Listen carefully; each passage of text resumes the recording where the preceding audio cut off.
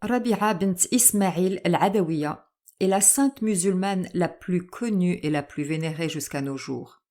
Née au 8e siècle à Bassora, au sud de l'Irak actuel, au sein d'une famille pauvre et profondément pieuse, elle se voue très tôt à l'adoration de Dieu.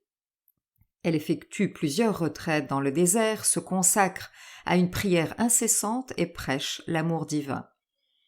Rabi'a choisit aussi de vivre dans le plus grand dénuement, s'alimentant peu et refusant les dons qu'on lui propose pour, dit-elle, ne pas s'attacher aux biens terrestres. Sa spiritualité est telle qu'elle est rapidement vénérée dans une société alors largement dominée par les hommes. De très nombreux disciples assistent à ses enseignements, dont d'illustres mystiques qui lui rendent visite et qui ont témoigné par la suite dans leurs écrits de leur rencontre avec cette femme admirable.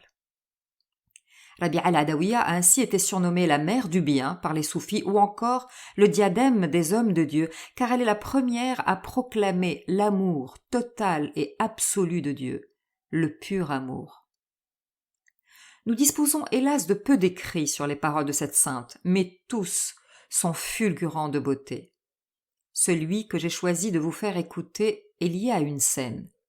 Rabi'a est vue, marchant dans les rues de Bassora, un seau d'eau dans une main et une torche enflammée dans l'autre.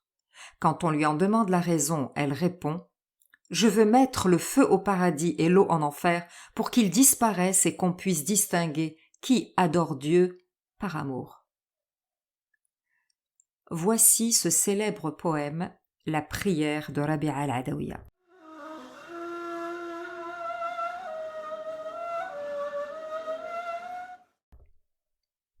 Mon Dieu, ce que tu m'as réservé sur cette terre, donne-le à tes ennemis. Et ce que tu m'as réservé dans l'au-delà, donne-le à tes amis, car toi seul me suffit. Ô mon Dieu, si je t'adore par crainte de ton enfer, brûle-moi en enfer. Et si je t'adore par espoir de ton paradis, exclus-moi de ce paradis. Mais si je t'adore uniquement pour toi-même, ne me prive pas de ta beauté éternelle, de ta face majestueuse. Ô mon Dieu, mon seul désir en ce monde, de toutes les choses créées, c'est de me souvenir de toi.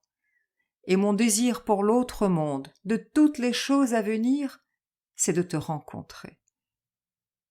Ainsi est mon désir, et toi fais ce que tu veux.